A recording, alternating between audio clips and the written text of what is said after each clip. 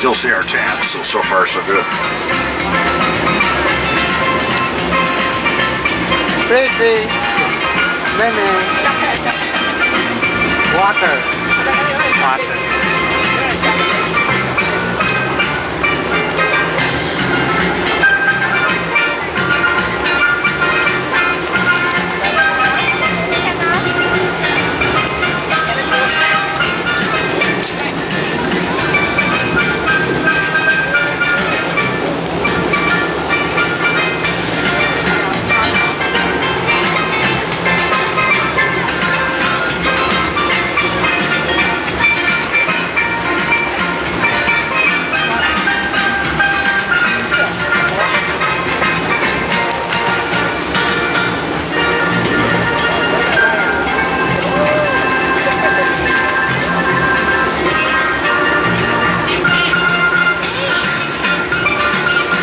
Where its Puget Sound is actually salt water.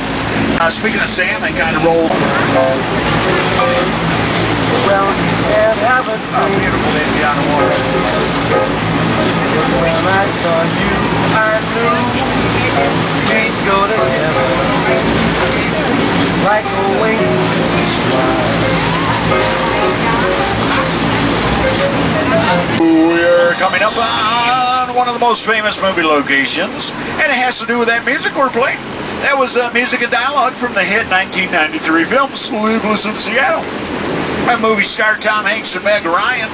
And well, Tom Hanks' character lived on a floating home here in Seattle, and the one used for the movie is sitting right over there on your right-hand side.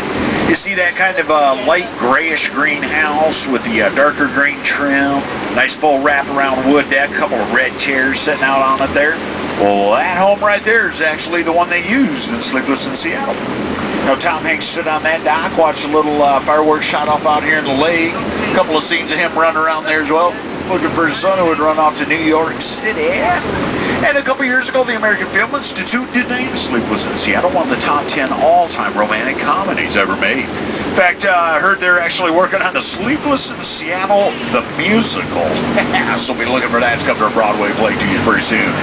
If you, by the way, haven't been there, that place come in at a whopping $3.3 million to build. It's owned by Bernie Little. That is the gentleman who owns Lowe's Home Improvement Stores.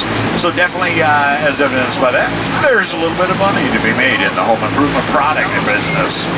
Now, as we go down here a little further, I'm going to show you one more successful trip out on the lake for the old girl today. And yes, that is worth celebrating. Now, when we jump back out on the lake here in a couple, or jump on the lake, no, we're going to actually be. But just give you a little bit of an idea. During the summer solstice, they hold the Fremont Fair.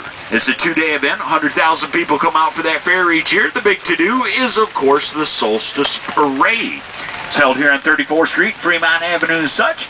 Now, like most parades, they have clowns, jugglers, stilt walkers, floats, all that kind of stuff. But Fremont does something a little different. They invite a lot of bicyclists to participate. And when I say that, I do mean barely participate.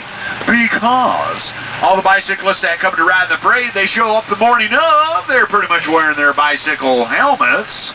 And absolutely nothing else. On today, especially, you know, a little cool out there, a little rainy and such. You want to get inside for a while? They got a lot of neat stuff going on in there.